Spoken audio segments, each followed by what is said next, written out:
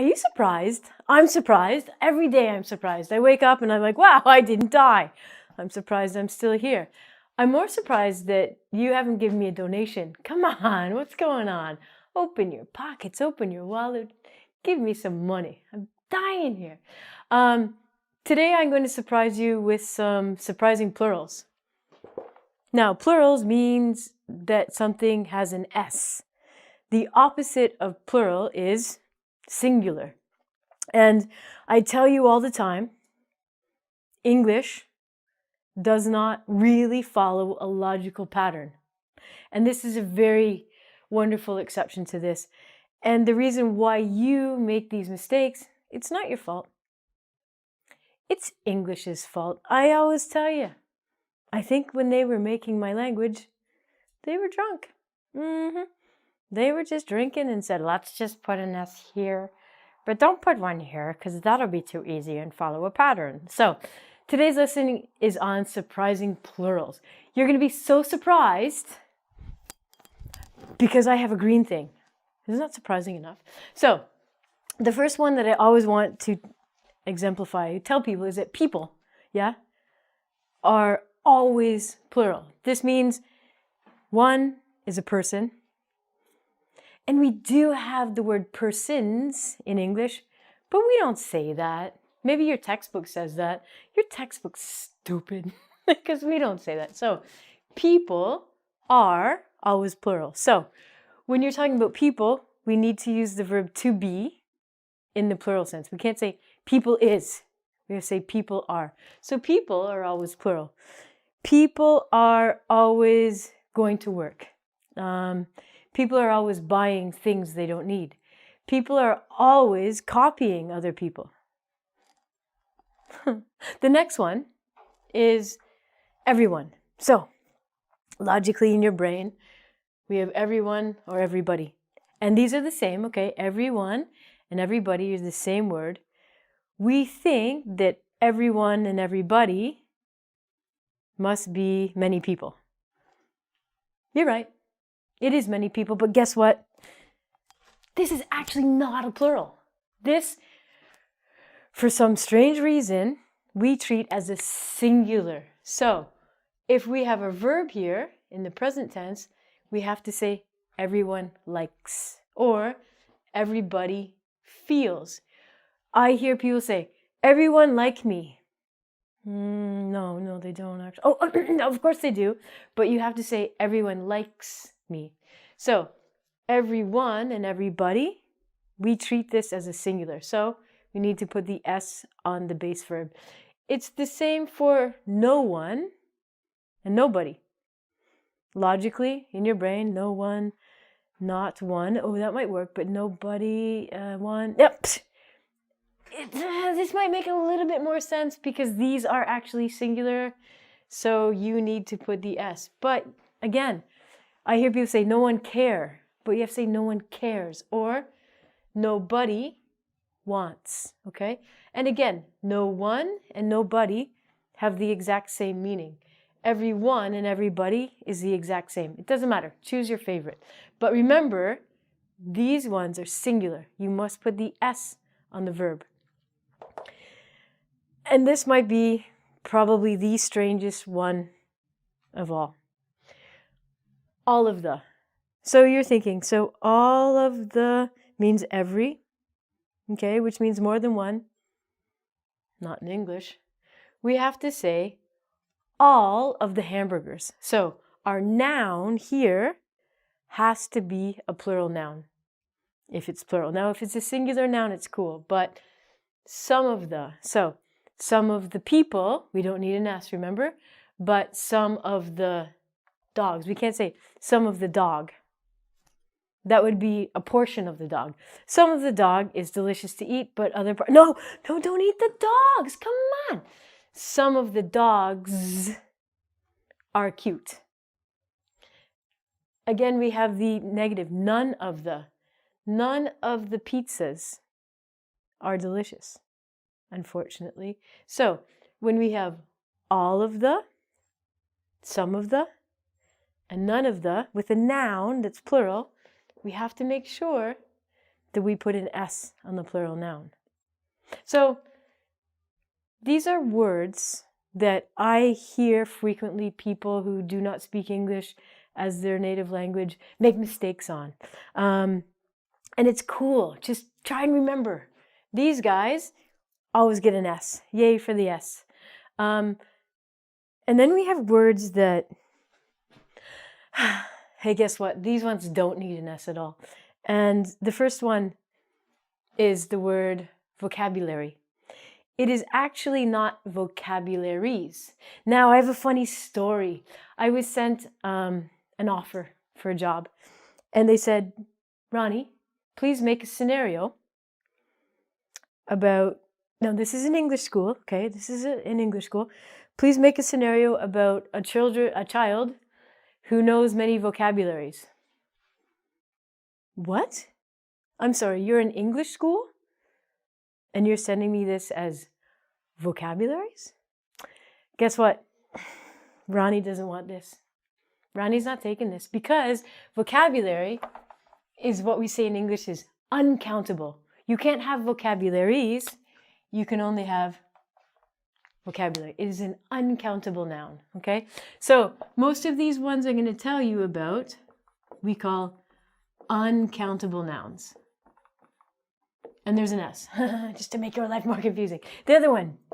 So, I know this website, yeah, maybe two of the websites, and they like to pretend to teach English as well. And when I look at their websites, they have things like slangs. And I think, wow, in India, do all of the people learning English learn incorrectly that it's slangs? And I go, oh, Lord Jesus, praise the people. Because it's not slangs, it's slang. So be careful. Be careful what you're learning. Be careful about the knowledge that people are giving you. Because it could be wrong. Oh, go figure. We don't have informations. We only have one, and it's called information. So you can get a lot of wrong information on the internet. Be careful. Does your friend try to help you and give you encouragement and tell you what to do? Actually, this word is advice, and it's not plural. You can't have advices, even if it's from many people, it's just advice. So you can say, my 5 friends gave me advice. They can't give you advices. I like this one. This is my favorite. I go to a restaurant sometimes. Sometimes I go to a restaurant because I eat food. Wow. And I see on the menu shrimps. I'm like, oh, that's so cute, shrimps. No, it's just shrimp. I know you want more than one shrimp. This is where English doesn't make sense. So I'm going to rock up to a restaurant and they're like, oh, I would like the shrimp, please. And like, 1 shrimp. I want more. But again, shrimp, for some reason, is uncountable.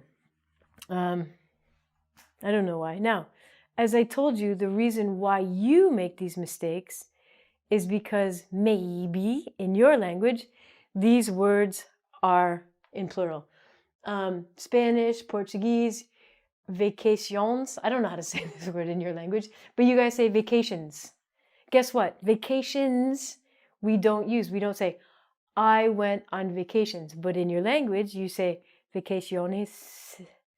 And there's an S. So you go, there must be an S in English. Sorry, there's not. So just be careful. Furniture. We don't have furnitures. What's furniture? Furniture are things like desks, tables, chairs, beds. Those all have S's. But generally as a group, no, it's just furniture. Oh, do you have knowledge or knowledges?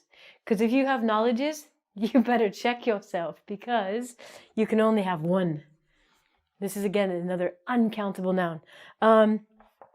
Some animals, we say in the plural, dog, dogs, cat, cats. Some we don't. So, for example, sheep, we don't say sheeps. They're just sheep. 1 sheep, 7 sheep. Fish as well. When the fish are all hanging out together and they're the same fish, we just call them fish. If we have many different kinds of fish, then we can get into the plural, but we're not going there right now.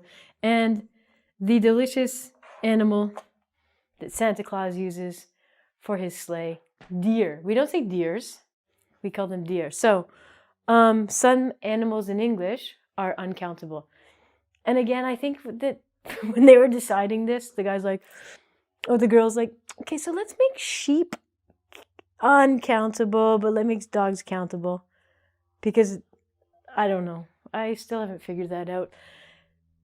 Then we have words that you guys are going to say the singular and then put an S on it. Or you're going to say the plural and put an S on it. Example. Teacher, when I was a children's... Oh, wow, hold on. You, at some point in your life, were more than one person collectively. So when you were young, you were 5 different people and you became into one entity. This is interesting. Let's have a chat, okay? Are you mutated? So we have to be careful. All of these words do not have an S because we have specifically words for the singular and the plural. And again, with the pronunciation of this crazy language, let's go through this. So, when you look at this word, it looks like woman, but it's actually women, woman. So this one is singular. And in the plural, we say women. The best way for me to teach you this is swimmin'. So swimmin' women. It's going to sound like this. Women. And this one is going to sound like woman. So singular, we have woman. I am a woman. And plural, we have women. There are many women. You can't say there are many womans. That's wrong. Tooth. Okay, one of these guys, only one, is called a tooth. More than one are called teeth. So you can't say teeths and you can't say tooths. But you might have known a lesson that I did about crazy English. If not, go check it out because there's a thing that still doesn't make sense to me. The thing that we use to brush our teeth, yeah, it's called a toothbrush. And the liquid or the gel that we put on our toothbrush is called toothpaste. So I can just blame alcohol for this. I don't know what else to say. I have no other excuse for the people that made this language than, were you loaded? What's going on? So tooth is singular, teeth is plural. Toothbrush. Check out that lesson. It's kind of funny. And then we have man, which is one guy. And then we have men, which is more than one guy. I'd like to give you one super amazing special tip. And this is going out to Rika, because you're a brilliant girl. My friend has decided a way to avoid saying words that are confusing for her. So instead of saying woman or women or getting this confused, smart girl, she says ladies. Or she said, where's that lady? Now, the difference in English between woman or women and ladies and lady is a little bit different. Lady refers to someone who is well educated, maybe very beautiful, kind of a higher class than women. It's not 100% true. You can use these words interchangeably. It doesn't matter. But when I think of the word lady, I think of a kind of a higher class of a lady. So my friend has made this brilliant way. Instead of mixing up woman or women, she just says lady and ladies. Nice. Now, you can do the same thing with man and men. You can say guy and guys.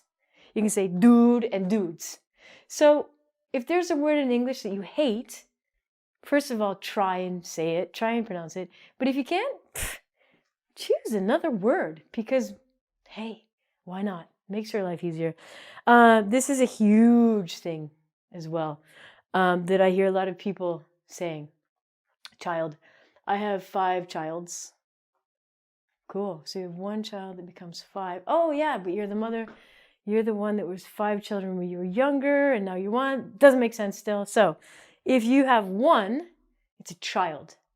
If you have more than 1, it's children. The easy way around this is kid and kids. You will probably get to understand that when we speak English, naturally, we don't use the word child and children. It's too long. We usually say kid and kids, even in advertising. Why? How many letters do I have to print here? How many letters do I have to print here? So most of the time, signs in English are going to read kid and kids instead of child and children, simply because of the fact because it's shorter. Saves you time, saves me money. So I want you to think about your language, and I want you to understand that just because you have a plural word, it doesn't always happen that way in English. So we have words that actually have different singulars and plurals. These words here are called uncountable nouns, which means you cannot use a plural. Well, you can, but it's wrong. And then we have the word like people. People are always plural. And words like this, where you have to put the S on the verb. I'm just going to leave now because it's just too much. Bye.